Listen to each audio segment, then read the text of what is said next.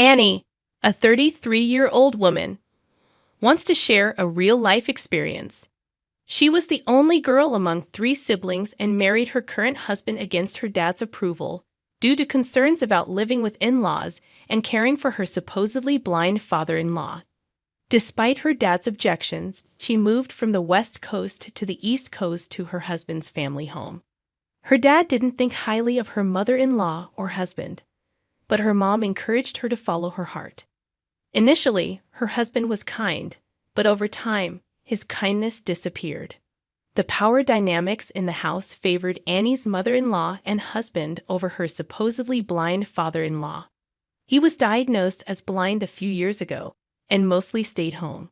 Initially, there were caregivers, but after Annie got married, her mother-in-law and husband dismissed them without consulting anyone, citing expense as the reason. Annie insisted on retaining at least one male caregiver that her father-in-law was familiar with. She argued that her husband, being a man, should assist with bathing and personal care. Reluctantly, her husband agreed to keep the male caregiver who had been helping the family even before the father-in-law's blindness. Despite this, Annie found herself neglected in caring for her supposedly blind father-in-law while her husband and mother-in-law enjoyed themselves. One day, the supposedly blind father-in-law suddenly stood up, leaving Annie wondering about what happened and contemplating confronting her husband and mother-in-law about their behavior. I'm in charge of mornings, evenings, and a whole day each week when the caregiver is off. Despite working remotely full-time for a company, my husband and his mother treat me like a substitute caregiver, expecting me to be available all the time. When I raised concerns, they dismissed it, saying, "You married into this family with a caregiving license. Manage that baggage quietly." Ironically, they referred to my father-in-law as baggage, even though his wealth covers most of their expenses. Yet, my mother-in-law mistreats him, and my husband has even expressed a desire for his inheritance sooner. Although I considered divorcing my husband, I couldn't bear the thought of my father-in-law being mistreated in my absence. On their days off, my mother-in-law and husband leave me to care for him while they enjoy themselves and spend money recklessly. Originally, my father-in-law was a significant landowner, owning properties that generated passive income. I only managed the payments, but my mother-in-law and husband would use that money as they pleased. When I discussed this with my father-in-law, he apologized, recognizing that they saw him as a cash cow. Taking care of him wasn't burdensome, but my issue was with my mother-in-law and husband, who did neither housework nor held jobs yet acted high and mighty. My frustration with the unhelpful pair intensified. Then, out of the blue, my mother-in-law and husband announced a Caribbean trip for 2 to 3 weeks, leaving me with caregiving duties. They cheerfully packed a week in advance, instructing me not to do anything unnecessary during their absence. As they happily left, I finally had a moment to relax. To my surprise, my supposedly blind father-in-law independently changed into a suit and invited me to go out. It became evident that he wasn't completely blind, though his vision was not perfect. Handing me a business card, he indicated where he wanted to go. 3 weeks later, my oblivious husband and mother-in-law returned, refreshed from their trip, complaining about the gloomy atmosphere. They suggested going to the Maldives next time, all while immediately griping about my father-in-law and me as soon as they came back. 10 minutes after their return, the doorbell rang, and I answered through the monitor. 2 men in suits were at the front door. I recognized one as James's lawyer. Mother-in-law and my husband looked puzzled. "Oh, it's James's lawyer. What brings you here?" Father-in-law walked into the living room, guiding the lawyers to chairs and sitting down himself. He seemed to walk and sit by himself, which surprised me. "You two, sit here," he instructed my husband and mother-in-law. They sat down reluctantly, eyeing the lawyer quietly. Father-in-law called me over, and I took a seat next to him. "Today, I've set up this meeting for 3 reasons. The first one is about your husband's affair." Father-in-law pulled out a photograph from an envelope, revealing my husband, my mother-in-law, and an unfamiliar woman. The intimacy in the photo clearly indicated something was going on. Who's this woman? Neither my husband nor my mother-in-law responded. More photos emerged, showing my husband with his arm around the woman, enjoying her company, and entering a hotel. The photos, taken at different times and places, painted a clear picture of infidelity. I've known about your husband's infidelity since he married you. He didn't just go to the Caribbean with the two of you, did he? He was with her too. The evidence of his cheating was undeniable. Why? How did you? My husband seemed to believe he had gotten away with it. In truth, I hadn't noticed, as between work, household chores, and caregiving, I had little time to think about it. I had assumed he was having fun outings just with his mom. Do you have anything to say to her? My husband awkwardly glanced at me, then, breaking the tension, admitted, well, if we've been found out, so be it. Yes, you're just a caregiver to him. He has a new partner now, a so-called common-law wife, if you will. My mother-in-law laughed and remarked, is this true? Even when I directly confronted my husband, he could only mumble. Oh well, without attempting to explain. We've recently rented a place for just the two of them. While they're enjoying their time, I stay alone in a hotel. Don't you think she makes a better wife for my son than you, who can't even spend time with him? According to my mother-in-law, this has been going on for over a year. If you wanted to do such a thing, you should have divorced me. Oh, I did think about letting him divorce you, but she doesn't want to take care of James. So what can we do? In another couple of years, we can just put James in a facility. That's what I thought. She spoke without a hint of remorse. Hearing all this, I couldn't hide my shock and disbelief. Well, that's how it is. I'm fine with you divorcing right now. But since you be abandoning caregiving, don't expect any compensation in the divorce settlement. My sorrow turned to anger. Enough is enough. You can't just say whatever you want, playing with her life like it's some kind of game. Father-in-law jumped up with energy and yelled at the two of them. Husband and mother-in-law were taken aback. But you've been hiding something too. You can actually see, can't you?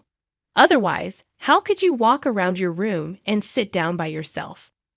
Mother-in-law quickly retorted, that's right. You lied to us. Husband desperately tried to change the subject. It's not a lie. I did go blind, but it's partial blindness. I'm not completely blind. I've been undergoing treatments, and right now I'm at an intermediate stage. Why then did you pretend you can't see? Pretend you all assume that on your own. When I woke up one morning with bad eyesight, I went to the hospital with a home caregiver and returned in a wheelchair. It was you all who jumped to conclusions, making funny faces in front of me, thinking I couldn't see you. If you knew there was a misunderstanding, why didn't you correct us? That's not fair. The home caregiver tried to set things right, but I stopped her. I wanted to observe how things played out because it seemed like both of you were happy about my blindness. At those words, both my husband and mother-in-law looked away. It hadn't been a month since my father-in-law's blindness when I married my husband. All I knew was, my father was blind. I had assumed he was completely blind. Another topic is divorce. What my daughter-in-law and my son decide to do is up to my daughter-in-law. If needed, I can introduce you to a lawyer. However, the divorce I'm referring to isn't between the two of them. It's between you and me. Father-in-law directed his gaze straight at mother-in-law while discussing the idea of divorce. Divorce? Who even thinks about that? If we're going there, let's address the last issue. I want my money back. It turned out that father-in-law had been providing mother-in-law with a monthly living allowance. However, mother-in-law, assuming blind father-in-law wouldn't notice, had been tapping into other savings, particularly the inheritance left by my father-in-law's father. You always had a penchant for lavish spending. That's why I set up a fixed amount to be transferred to you through the home caregiver. But knowing your tendencies, I anticipated you might dip into other funds when you found out about my blindness. That's why I maintained separate accounts for my earnings and the inheritance. A year later, upon checking with the bank, it was revealed that around $60,000 had been spent in just that year. $60,000. It was astonishing that mother-in-law could squander such a significant amount of money every month. If I had that kind of money in a year, I wouldn't even know what to buy. But for mother-in-law, with her spending habits, it seems like pocket change. I can't possibly pay that back. Besides, it's my money too, right? Whether it's an inheritance or whatever, I have the right to use it as I please. You don't understand inheritance law. Even if we divorce, that inheritance won't go to you. If you can repay that money all at once, I'll let you stay, and we won't proceed with a divorce. But if you can't, consider that $60,000 as part of the property division and quietly agree to a divorce.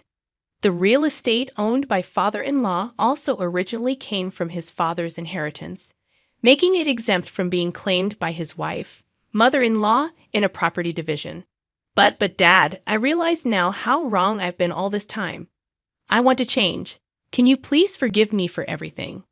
The husband clung desperately to his father's feet. Daughter-in-law, what will you do? Do you still want to be with this lazy cheater? No, I've come to see the light. I realize how silly it was to put up with him just because I loved him. Can you recommend a lawyer? I'll be seeking compensation in the divorce proceedings and will be divorcing him. I lost all feelings for my husband and decided to demand compensation in the divorce proceedings. At the same time, I got a divorce application from a meticulous lawyer and signed it right there. Wait a second. I don't have the money to pay any compensation. You can start a part-time job or whatever and pay it back. I'll let you stay in this house for a while because of our son, daughter-in-law. Not because he's my son, but to keep an eye on him. My husband, tears in his eyes, apologized to me and signed the divorce application and the compensation agreement. Also, I want to give you a portion of my assets as a token of my gratitude and apology. I'd rather give it to you than to my son. He handed me a copy of his will. Wait, what is this? The original's with the lawyer. I can't give it to you now. When I pass away, the lawyer will contact you at that time. I want you to accept my assets. The will stated that a portion of his property and bank deposits would be inherited by me. I can't accept this. I'd only been with them for just over a year. I haven't done anything special to deserve this from father-in-law. No, that's not true. You stood by my side and tried to protect me even when the two of them said such terrible things, father-in-law said with a gentle smile. What? Why are you giving it to that young woman? I've been with you for many more years. Quiet. What have you done for me? From the moment we got married, you left all the household chores to the help. And weren't you the same with raising our son? It was me and the maids who looked after him when he was young.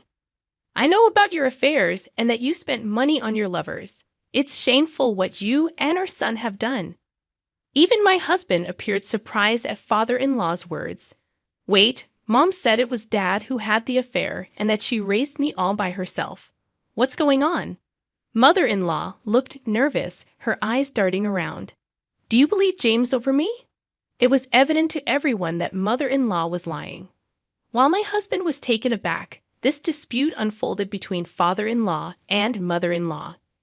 The truth that my husband had an affair was undeniable, and there was little sympathy for him given his own transgressions. The conversation neared its conclusion. Mother-in-law was compelled to sign the divorce papers and instructed to pack her bags and leave without resistance. Mother-in-law exited the house, and on that day, father-in-law and mother-in-law officially divorced.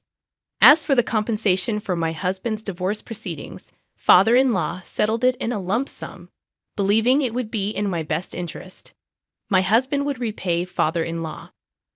I packed my belongings to return to my parents' home and arranged for them to be shipped. In the spacious house, thanks to father-in-law, my husband resided on the second floor, confined to specific areas to avoid crossing paths with me. I managed to steer clear of them for an entire month.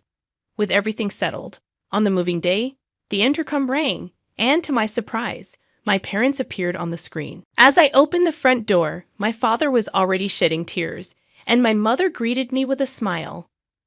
It turned out that father-in-law had generously covered the travel expenses and made all the arrangements, Even though I had only informed my parents of my decision to get a divorce, they were well aware of the challenging year I had endured. As it happened, my father had received a call from father-in-law about 6 months after my wedding. Father-in-law, being transparent about the situation, had said, "I'll take responsibility and address the issue. I'd appreciate it if you could wait a little longer before coming to get her." Having heard the full story from mother-in-law to husband to father-in-law, my father realized that simply instructing me to return wouldn't be convincing. Accepting claims of infidelity about someone you love, especially without evidence or valid reasons, is challenging. Therefore, he chose to trust father-in-law's judgment. 2 years have passed since then, and it appears that my husband has been gradually repaying father-in-law. Thankfully, my job, which has been fully remote from the beginning, hasn't tied me to a specific location. I still maintain occasional communication with father-in-law, and my work is thriving. Despite initial concerns about growing weary of love, that hasn't been the case. I now have a boyfriend, and I'm enjoying a relaxed and happy life with my family.